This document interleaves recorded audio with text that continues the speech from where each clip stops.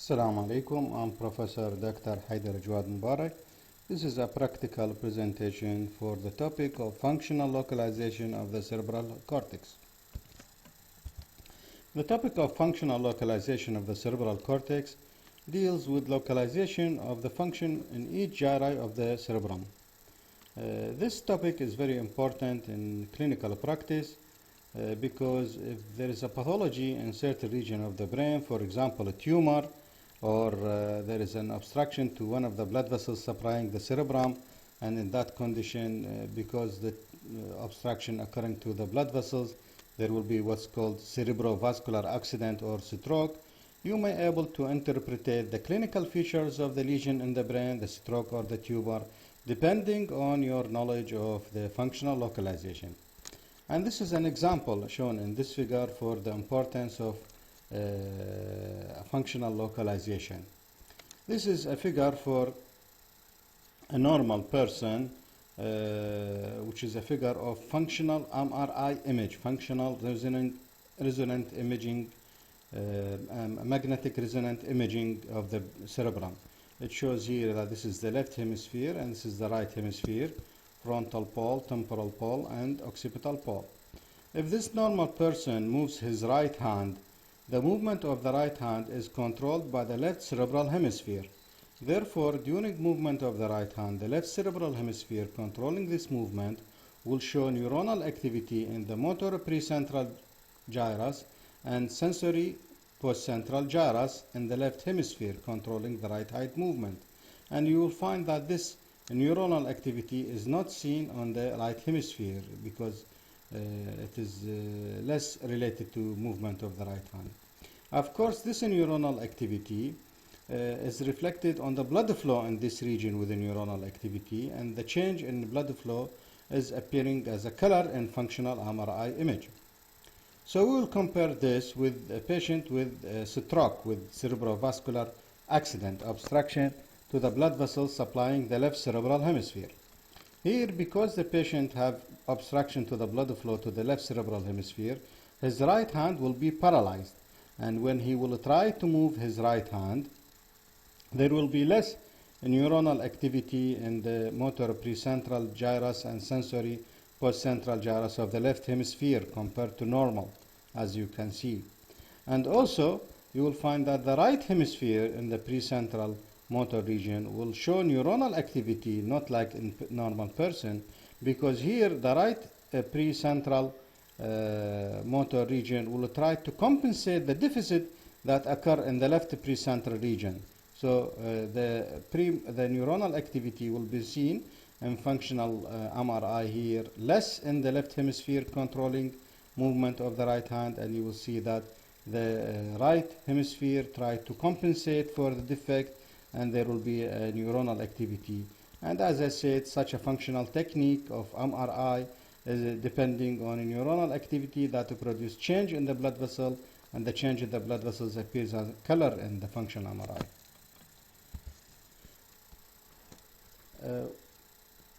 We want to explain on histological basis why different regions of the cerebral cortex in human have different function. Actually, the different function is related to different histological organization of the cerebral cortex. The human cerebral cortex in the cerebrum, in 10% of it is a primitive cerebral cortex, which is called allocortex.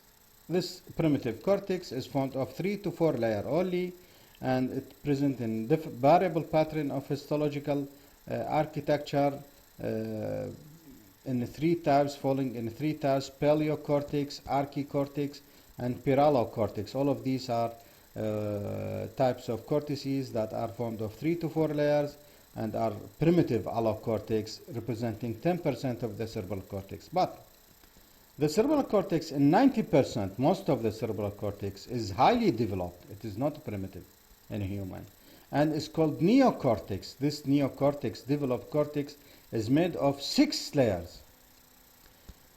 The neocortex, forming 90% of the cerebral cortex, actually have two histological organization.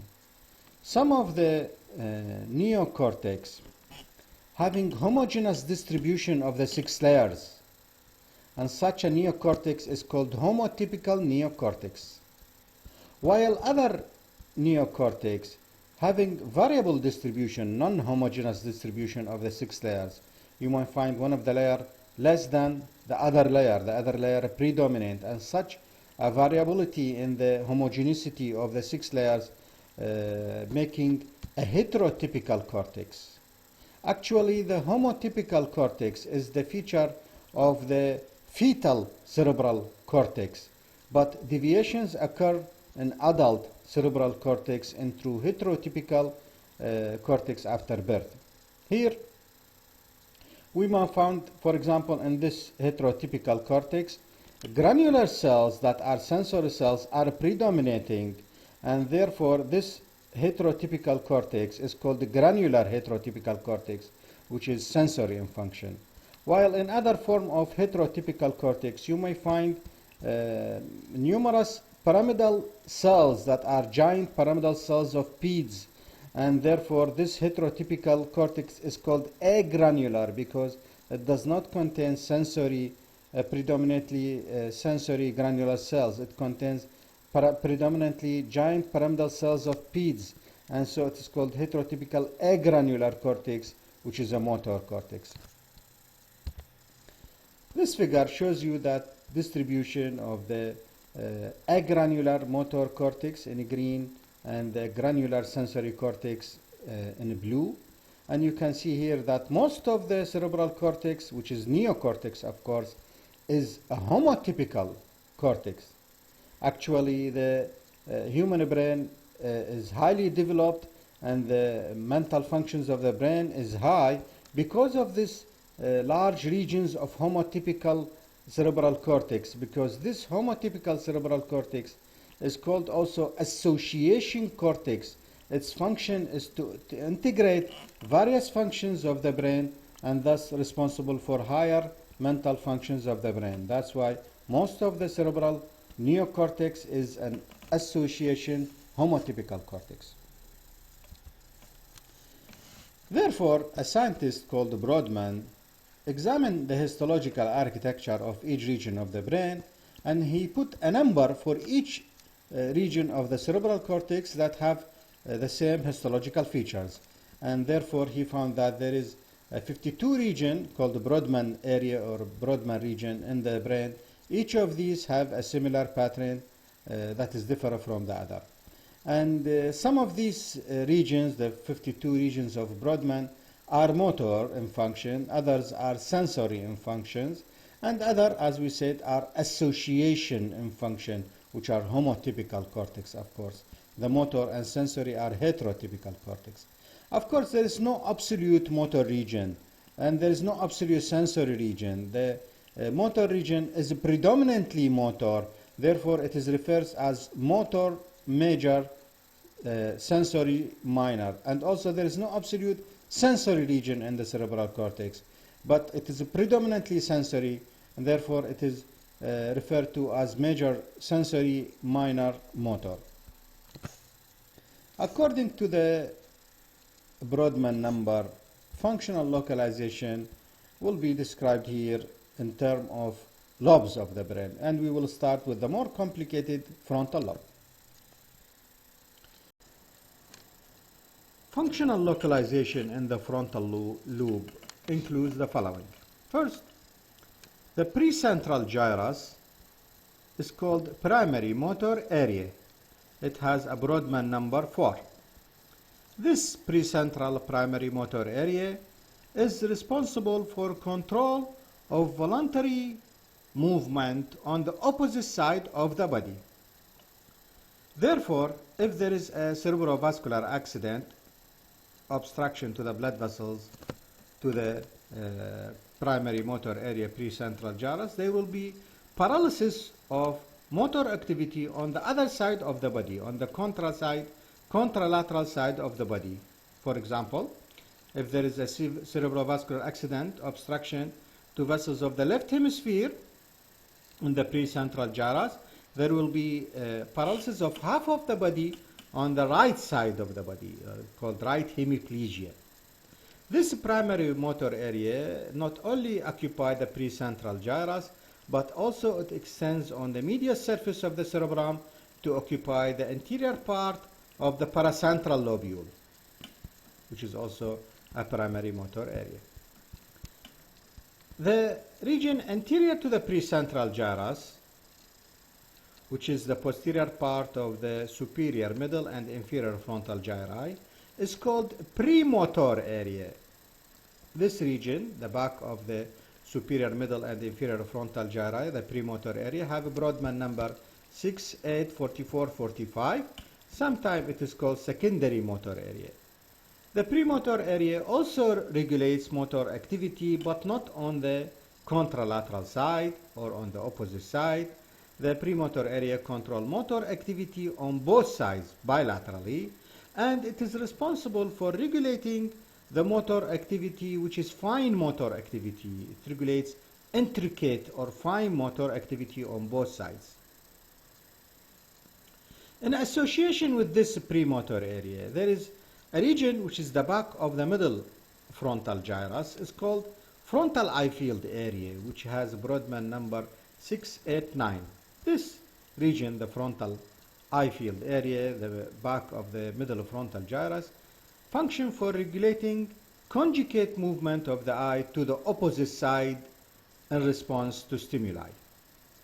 Also, in association with the premotor area, we have the motor speech area of Broca, which is in the inferior frontal gyrus in the pars opercula and pars opercularis and pars triangularis.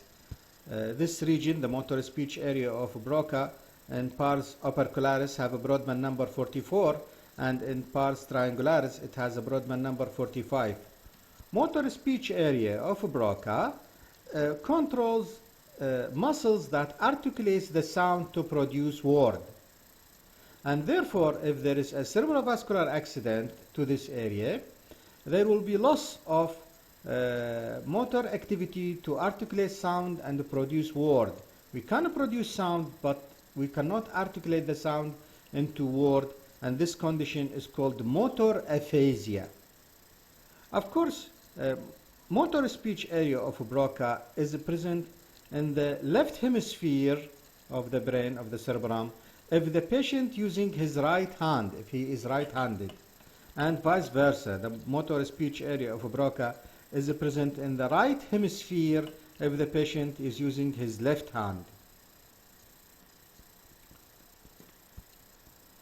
The other area, which is anterior to the premotor area, which is called prefrontal cortex. It includes parts of the frontal, superior frontal gyrus, middle frontal gyrus, and inferior frontal gyrus that are not included yet within this other area. This prefrontal cortex is very important in human. The prefrontal cortex carries a Broadman area or number 9, 10, 11, and 12. It is not only seen on the lateral surface in the anterior and middle part of superior, middle, and inferior frontal gyrus. Prefrontal area also seen on the inferior surface in the orbital gyri, and also seen on the medial surface of the cerebrum and the medial frontal gyrus and the anterior part of the cingulate gyrus. This prefrontal cortex is important in human because it is responsible for high mental functions of the brain, the high mental functions of a human brain that make it differ from animal. These higher mental functions are emotions, logics, mathematics, memory. All these higher mental functions are a criteria of a human brain that differentiate it from animals. Sometimes in psychological diseases, the surgeon produces destruction to this prefrontal cortex, an operation called prefrontal lobectomy. And thus, in psychological patient, the patient will live just like a vegetative human. He will eat and work and without any emotion, any memory, without any logic thinking. And this is a surgical operation that was used previously for psychological diseases. Apart from these, there is some textbook referring to supplementary motor area. Supplementary motor area is just like in function to the primary motor area. It's located just anterior to the paracentral lobule on the medial side of the frontal lobe, in the medial frontal gyrus, just anterior to the paracentral lobule. This is a figure that shows representation of the body in the primary motor area. It is called the motor homunculus representation of the body parts in the primary motor area, which is a precentral gyrus. You can see that the representation of the motor homunculus in the precentral gyrus primary motor area is in form of homunculus that is inverted. The head is down and the legs up. It is unilateral. It shows half head, half tongue, one hand, one lower limb, and half the trunk, unilateral. It is contralateral because the left hemisphere represents the region of voluntary motor control on the right side of the body, and vice versa. It represents contralateral representation, opposite side representation. So it is inverted, unilateral, contralateral. In addition to these criteria, you can see that the representation of the body in the precentral gyrus is related to the size, to the function of that body, not to the size of the body. For example, the tongue is very small, but it has a large area of representation in the precentral gyrus.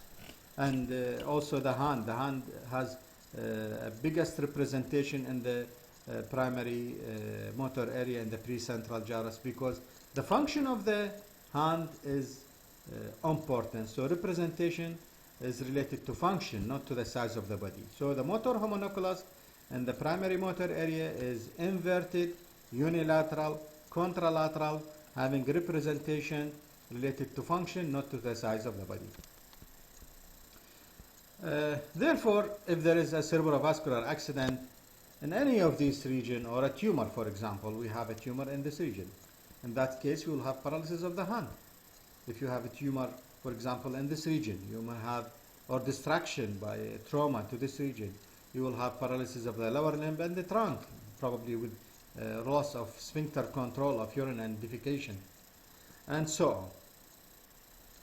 Compared to the premotor area, we said that the premotor area regulates motor activity, but it regulates the fine, intricate motor activity, and it is not regulating this motor activity or controlling this motor activity unilaterally, but bilaterally.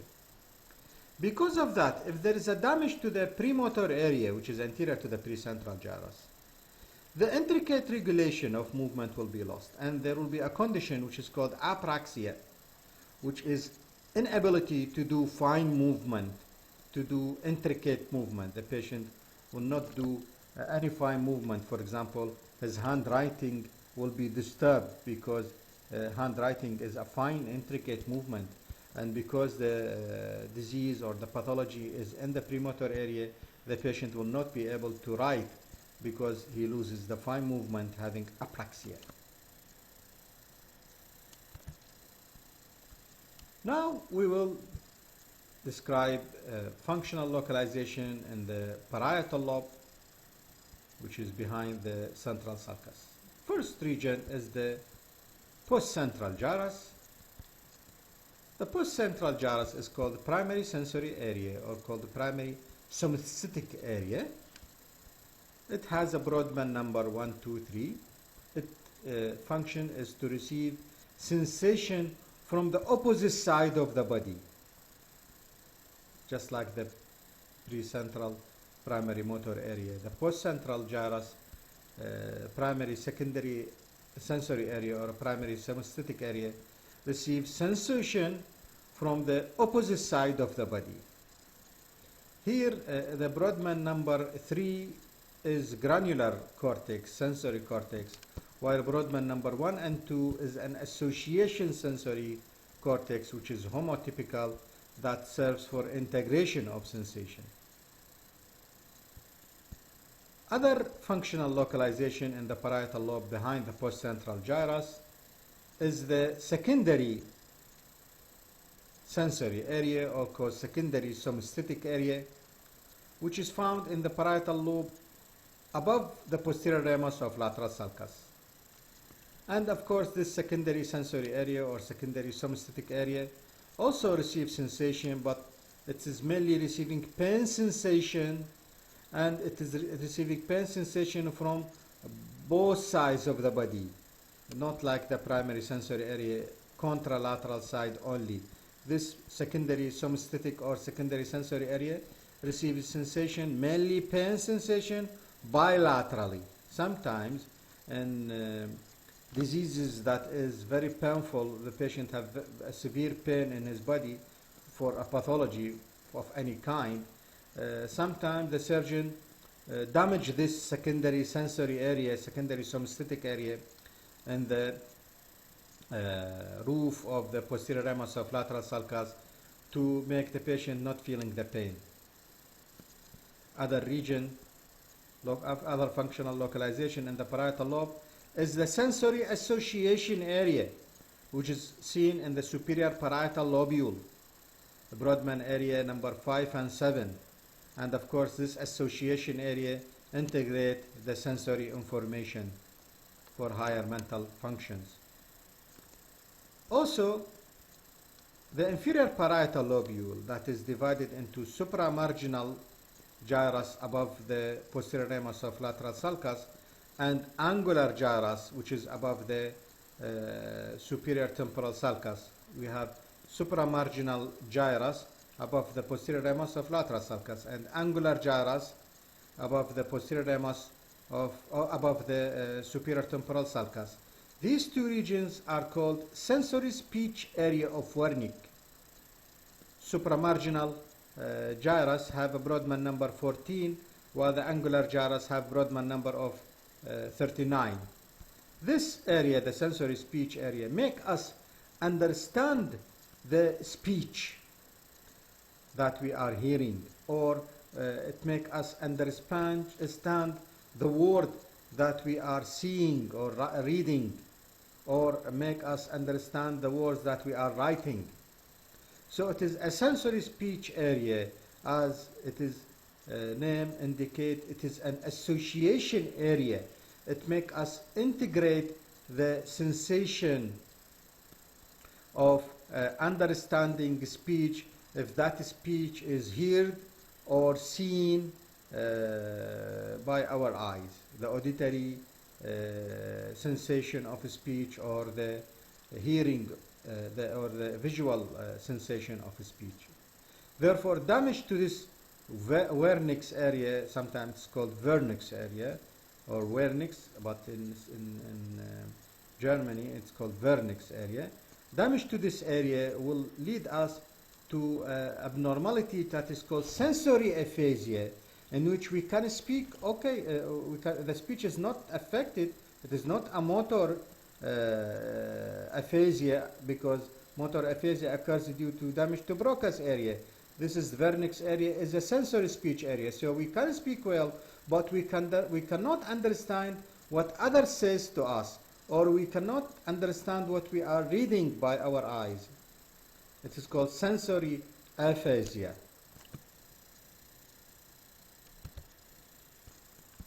Also, the primary somesthetic area in the postcentral gyrus shows a homunculus representation of the body. And again, the homunculus representation is inverted, unilateral for only one hand, one lower limb, half the trunk, half the head, half the tongue. Inverted, unilateral. Contralateral because the left hemisphere receives in its postcentral gyrus sensation from the right side of the body. So it is inverted, contralateral, unilateral, and the representation again is related to the size of the body, to the function, not to the size of the body. Therefore, paralysis here, for example, damage here, sorry, for example, cerebrovascular accident in any of this region will lead to loss of sensation on the opposite side of the body. And if all the postcentral gyrus is damaged by cerebrovascular accident, there will be loss of sensation on the opposite side of the body, which is called hemianesthesia or hemiparesthesia. Damage to the secondary sensory area will only lead to absence of perception of pain, and the representation in the secondary sensory or synesthetic area is bilateral. Damage to the association area, to the sensory association area, Broadman number 5 and 7 in superior parietal lobe, lead to integration, loss of integration of sensation. We cannot explain the sensation, a condition that is called agnosia. Agnosia means that you don't know how to interpret the sensation. You don't know, you feel something, but you don't know what is this. Agnosia in general are of many types. It may be astereognosis. In case of astereognosis, the patient is examined that we are closing the patient eye and give him, for example, a pen. And he will not know that this is a pen in his hand unless we open his eyes and he will see it, oh yes, this is a pen. Or we will close the patient eye and we will give him a glass. He will not know that this is a glass, but if you open his eyes, he will see it, oh, this is a glass. This is a type of agnosia result from damage to the sensory association area, which is called astereognosis.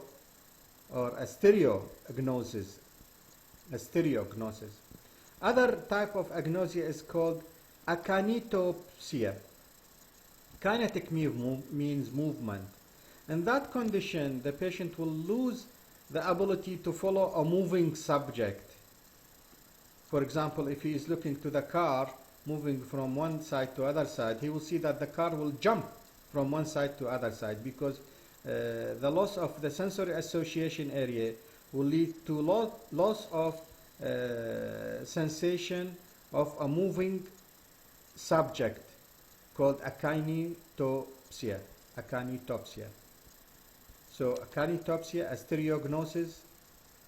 The other form of agnosia is prospagnosia. It is loss of interpretation of the feeling of the face. The patient will not be able to understand the feeling of his face or the face of others.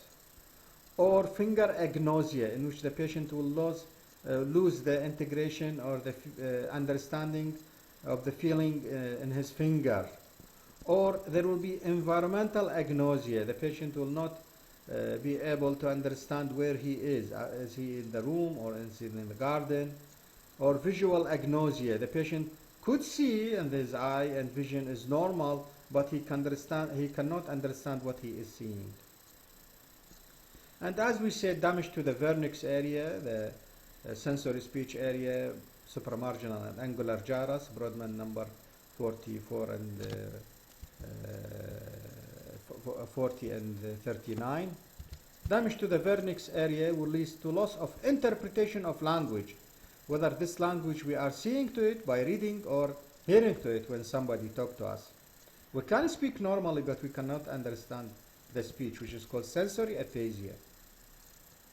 That is maybe alexia, in which is you cannot read only, and this is occur specifically when there is a damage to Broadman area 39, the angular gyrus. Or the sensory aphasia may be not alexia, it may be agraphia, in which there will be inability to understand what we are writing. An important thing to be added that the sensory speech area of vernix, just like the motor speech area of Broca, is present, for example, in the left cerebral hemisphere if the person is using his right hand, he is right-handed, and vice versa. The Broca's motor speech area and the vernix speech area is present in the right hemisphere if the person is using his left hand, he is left-handed. And therefore, there is a term which is called the dominant hemisphere that describes the hemisphere which contains the Broca's and vernix speech area. For example, if the patient is right-handed, using the right hand, and therefore we said that this person have dominance of the left cerebral hemisphere, and this dominant left cerebral hemisphere contains the vernix speech area and the Broca's speech area, and vice versa. Regarding the functional localization in the occipital lobe contains the primary visual cortex, which is Broadman area 17, that is located on the sides of the calcarine sulcus on the medial surface and extend to the tip of the occipital pole. And on the sides of this primary visual cortex is area 18, then area 19, also seen here on the lateral side and medial side. These area 19 and 18 are secondary visual cortex that are responsible for integration of visual information. An important feature in the primary visual cortex, Broadman area 17, on the sides of the calcarine sulcus, that inside this cortex we may see by naked eye or by close eye observation, in the cortex we may see a white line formed of a myelinated axon, which is called stria of Gennari. This white line in the cortex of the primary visual area, area 17, is parallel to the calcarine sulcus, and because of this white line we may call the occipital primary visual cortex as the striated cortex. Also, another point for the visual cortex. You can see the visual pathway here. The lateral or temporal side of the retina obtains vision from the opposite lateral side of the visual field. And this side is also perceived or received by the nasal side or medial side of the opposite eyeball. Therefore, you can see that this field, the lateral left field, for example, of vision, is perceived by the nasal or medial side of the retina of the same side, and the temporal side and the temporal part of the retina of the opposite side. And vice versa, this side, the right side, is perceived by the nasal side of the retina on the same side, and the temporal or lateral side of the opposite side. You can see that the axons from the retina project from the eyeball to form the optic nerve. The retina contains neuronal cells that are called ganglionic cells. The axons of these cells form the optic nerve. At the optic chiasma, the nasal fiber of the retina, the axons originated from the nasal side of the retina, or we can call it medial side of the retina, cross to the opposite side. So you can see that the axons originating from nasal or medial side of this retina cross to the opposite side at the optic chiasma, and this nasal side of the retina or medial side of the retina cross to the opposite side also to form optic tract. This axon originating from the retina and passing through the optic nerve, optic chiasma, optic tract terminates in the neuronal cells of the lateral geniculate body, which is considered part of the metathalamus lying on the lateral side of the midbrain. And here these axons will be connected with the cells in the lateral geniculate body. Axons of cells in the lateral geniculate body will project inside the white matter of the temporal lobe, forming the so-called optic radiation that terminate in the occipital cortex at the Broadman area 17, primary visual cortex. Therefore, it is said that the primary visual cortex receives vision from the temporal side of the retina or lateral side of the retina of the same side, and from the nasal or medial side of the retina of the opposite side. And this part of the retina, reflecting perception from the opposite lateral field of vision.